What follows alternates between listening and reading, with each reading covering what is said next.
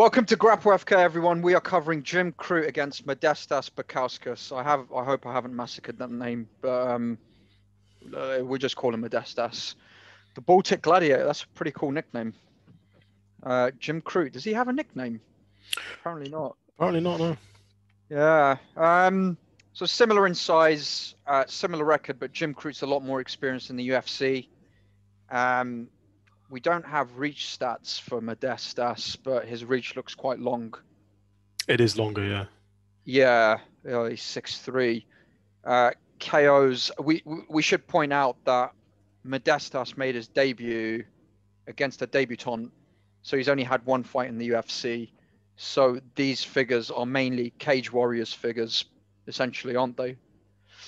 He's mainly fought in Cage Warriors, I think, and Fight Star Championship. Yeah, who was his first fight against again? Some Greek dude that gave up on his stall, I think. Let me check this. I can check it here. Oh yeah, that was a weird one. Yeah. Yeah, Andreas Mekadili. Let's just call him Andreas. Yeah, Andreas. Yeah. That was a weird one because Andreas Michailidis had him against the cage. Then Modestas elbowed him in the side of the head, and then Andreas wobbled about a bit and fell out of the cage, and the fight was ended. Yeah. Technically, it's down as he gave up, I think. Retirement, yeah. Yeah. Well, no, actually, here it's a KO. Yeah, he was in between rounds though, so he. Yeah. So, yeah, it's a weird one. Yeah, so it's a weird one. Probably not the best competition, but definitely not. And that, I think that's the gap between these two. That's the main gap anyway. The level of competition they've faced is massively different. Crute's been around for a while now. But let's get in some more stats before we break the fight down. So Modestas is as some people should know or may know, is a British kickboxing champion. He's originally from Lithuania, so he's got a decent striking background, which is reflected by this stat here: 70% of his wins coming by KO or TKO. We don't have other figures for him because he made his debut recently. And again, we don't have any other figures here. I think we may have some figures here. What have we got? We got 100% takedown defense. I wouldn't read too much into that because his opponent wasn't great. And he landed less than he absorbed. That's very strange for a kickboxer. He's very inactive. He doesn't throw a whole lot at all. Even in his kickboxing fights, he's not throwing a lot. It's strange. He's got power. He also keeps his head quite static, which is a problem in mainly Muay Thai. He doesn't really slip that much. Yeah, well, that's like a classic Muay Thai thing. You know, Muay Thai guys don't slip. They just... Yeah, but he's a kickboxer, and it depends. And people who are familiar with martial arts, it depends on the type of kickboxing. So you've got the Dutch style. You've got different types of styles of kickboxing. Some kickboxing is more static than other types of kickboxing. Mm-hmm. But I wouldn't read too much into these figures because, you know, with respect, the guy he fought is not the best fighter in the world. Let's put it that way. But yeah, I mean, what we know about his opponent, Crute, he's quite experienced, and I would say his BJJ is very high level. Oh, for sure. Yeah. That's like the highlight of his game. Yeah. Because did you see his fight against Paul Craig? Well, I mean, anyone who can submit Paul Craig has got very good BJJ. Yes, for sure. And Paul Craig, I think we've discussed this before, Andrew. I still have no fucking idea why he has a brown belt. Yeah, it's weird. Makes no sense to me. Yeah. Makes no sense to me. Yeah, I mean there are guys with black belts who haven't submitted anyone in the UFC. Yes, absolutely. Yeah, so the fact that Jimmy Crute can submit this guy, and not just submit him, he didn't dominate Paul Craig, but he reversed positions on him.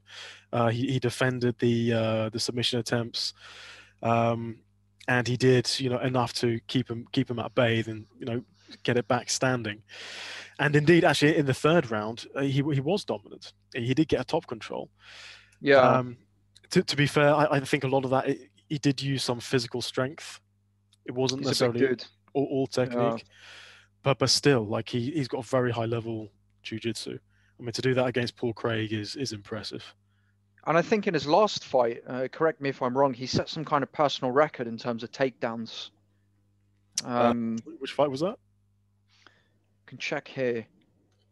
Against, I'm assuming that's a Polish name, Michał. Oh yeah. That was complete domination. Him as well. Yeah. And his takedown defense is 60%. His takedown accuracy is 81%. That is very high. Yes, that is very high. So let's be honest, Modestas is getting taken down. Don't read too much into that 100% takedown defense. He's been taken down in Cage Warriors. So he's getting taken down this fight. If he gets him up against the cage, he's getting taken down. Yeah, but one of the main weaknesses that Modestas has is he allows himself to be taken down very easily.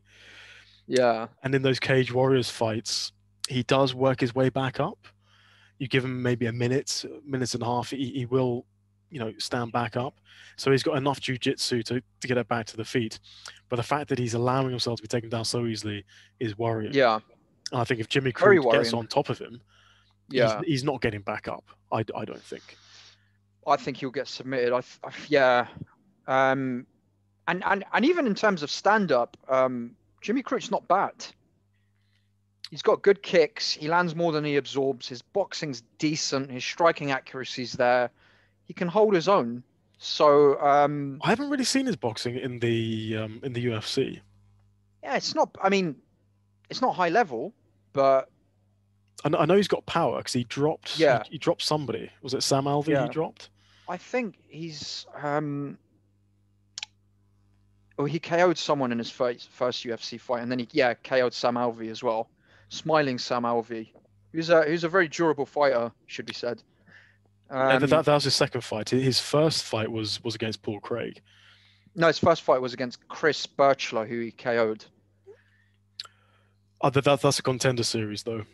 Oh, is that? Oh, yeah, you're right. Yeah, that's Contender Series. Yeah, and I think in the Contender Series he was showing a lot more striking, and then obviously as his fights progressed, he seems to have gone back to his original base. Misha Serkinov, is a very good fighter. He's a beast. Well, that's his only loss. Just a note on that. Misha Serkinov is an absolute beast. He's a scary man. Yeah, he's a Latvian wrestling champion, which I know Latvia is not the biggest country in the world, but he's also on the Canadian wrestling team. He's got very high level wrestling, and he's an incredibly strong man. And Jimmy Crute was, I think Misha Serkinov was on top of him in top control, and Misha Serkinov reversed him, which says something about Jimmy Crute's grappling game. So yes, he lost that fight. He lost it by submission, but we did see some good stuff from Jimmy Crute as well. But that's just to jump in on that, that's a very high level wrestler reversing it. Can someone like Modestas reverse it? I would say 99% no. No, I mean Jimmy Crute reversed position on. Oh, he reversed him. Okay. Yes, yeah. Well, that's even more impressive then. Yes. Yeah. So yeah. I mean, so I think we can agree that Jimmy Crute has by far the superior ground game. He's got takedowns as well. So I think Jimmy Crute can take this to the ground basically whenever he wants. And I don't think Modestas will be able to do anything about it. The only issue I have is that power from Modestas. I'm not overly impressed by his striking because it's very inactive. He doesn't move a whole. I mean, he moves a fair bit. I don't know, but as you said, he doesn't have the best head movement. He doesn't. It's not the most sophisticated striking I've seen, but he does have power. Yeah, I'm thinking if he does land, he could potentially finish Jimmy Crute by strikes. There's always a chance in this weight division for that to happen. Yes, yeah. Yeah. But I say that's the only thing I'm worried about. I mean, for me, Jimmy Crute has a significant advantage here. Yeah. It's a bit of a mismatch, to be honest. It could be. It could be. I mean, yeah. This guy's had one UFC fight against a debutant, and he's up against someone who's 3-1. It could be considered a bit of a mismatch. Probably a step too far for him, particularly from a style. The style matchup. I really don't like for Modestas in this. No, neither do I. He does have power. He's KO'd a lot of people. And at light heavyweight, people can get KO'd. I mean, the current champion got KO'd, just 2-3 fights ago?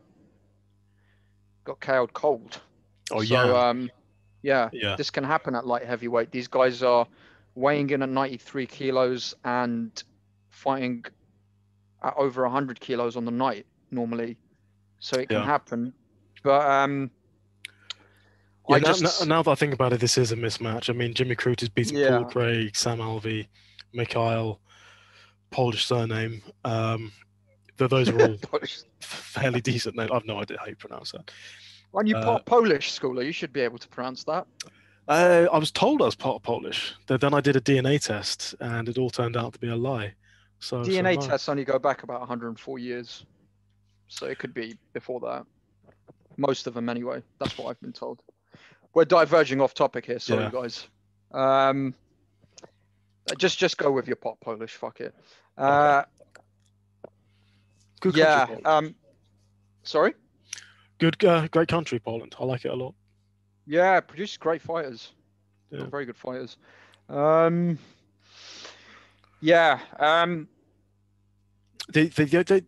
Just another sort of point against Jimmy Crute. In that Paul Craig fight, where he was having to use his grappling, he was exhausted after the first round, like really, really tired. He did manage to push through, and of course he neutralized Paul Craig's grappling, and he went on to get the submission. But he did look extremely tired. I'm just wondering if that's maybe gives an opening for his opponent here. He kind of looks tired all the time in a way. Was he breathing very heavily? I can't remember that fight. Yeah, in the first round when Paul Craig was on top of him, he was breathing hard. Paul Craig's a big dude, and he's got very good BJJ. So, rolling around with Paul Craig for 5 minutes in a first round is going to get most people tired. Most fighters tired. Yeah, for sure. Yeah. But yeah, What are the odds? I'm guessing Jimmy Crute must be some massive favorite here. Let's have a look.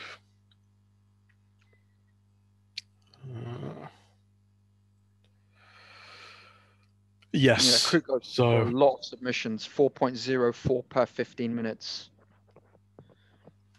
I'm just converting these into American. I should probably do these in my head. Okay, so Jimmy Crute is a minus 333 favorite. Yeah, it kind of makes sense to me. Yeah, I think that's fair. Yeah. Because he's going to dictate where the fight takes place. And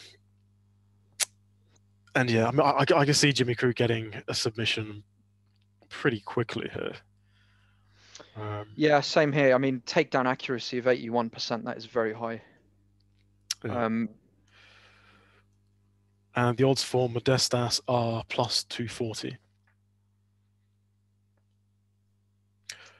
I mean, if you think if you think any part of this fight stays on the feet, Modestas has a chance of knocking him out, I think. Yeah, definitely. And it'll be interesting to see what the odds are for that, for a Modestas KO. Let's have a look. Okay, method of victory, Modestas, KO. Plus 550. Okay, all right. So potentially some kind of hedge betting going on there. Yeah. Very small amount though. Yeah. Yeah. Let's just see who he's knocked out previously. Yeah. So one of the problems I have with Modestas, he's got, in his last two fights, he elbowed people in the side of the head. It's basically the same scenario. He's up against the cage, someone's trying to go for the takedown, and he's elbowing people in the side of the head. And he finished the fight in exactly the same way 2 times. That's a legitimate way to finish a fight, but how many times are you going to do that in your career? Not often. So You've gone off camera, by the way. Oh, okay. But yeah, you're right. He just before he got his UFC contract, he elbowed someone in round 1, Ricardo. I can't pronounce his surname. Ricardo something. Nocilia. Yeah, and before that, he won round 4 punches against this dude. Yeah, but if those funny elbow strikes, if those were knockouts in the center of the octagon, I'd be more inclined to back Modestas. But those elbow strikes, to me, that's a bit of a fluke. Yeah, he's KO'd people with punches. He's KO'd a few people with punches. Not the best records in the world. He's also been KO'd. And he's also been heel hooked, which is not a good sign. I would say quite a long time. Sorry. No, 4 years. Sorry, 4 years ago. I would say he's got 2, maybe one or 2 decent KOs on that record. One being against Marcin Wojcik, who's 11-6. That's a round 2 KO. The other one is Martin Hamlet-Nielsen, 5-0. If these people had slightly better records, I'd have more confidence in that one-punch knockout power. But these are not the best guys. Yeah, but at light heavyweight, again, to go back to it, it can happen. Like if he lands on someone, Crute. It can, yeah. He hasn't been knocked out before. What's Schooler? You're more familiar with BJJ than me. What's a Peruvian necktie again? I've completely forgotten. I don't really know. I think it's a bit like a head and arm choke. Okay, all right. But yeah, Chirkonov got him with a Peruvian necktie, didn't he? Yeah. Oh, that's the kind of thing you do that from mount, I think. Okay. I'm not a BJJ expert, so. Yeah, yeah. I mean, Crute's just fought much better opposition. For sure, yeah. Yeah. Got some nice looking ring girls here as well. The Brute, that's his nickname. The Brute Crute. The Brute Crute. Excellent. Not bad. But yeah, I mean, going on to predictions, I think given Crute's BJJ and grappling, I think he's going to sub Modestas in the second round, early in the second round. I agree. It's going to be a submission victory for Jimmy the Brute Crute. I think it could happen in the first round. It could happen in the first round, yeah. Yeah.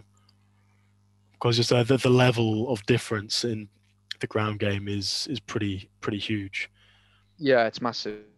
It's massive. Yeah. Okay, so what have we got? What have we got officially? I'm saying sub in the second round. You're saying sub in the first round. Yep. He's only 24 as well. Wow. It's crazy. That's mad. He's got a good 10 years in this. What were you doing at 24, Walid? Masturbating a hell of a lot. Not much has changed. Not much has changed. I knew it. Yeah. You know the deal. Yeah. I'm not sure about his tattoos, but I wouldn't say that to his face. No. Yeah, I mean, in terms of the cum, talking of masturbating, Waleed, I'm going to put... Come. I'm going to put Jimmy the Brute Crute in my safe cum. Yeah, same here, probably. Yeah, same here. Actually, I might have already done that today. Actually, no, I've done my risky cum. I haven't done my safe cum yet. So Jimmy Crute's going to go in the safe cum. I'm not sure who else is going in it, but Jimmy Crute is definitely in that. Yeah, I mean, we've done a few breakdowns for this card so far, 4 or 5, I think.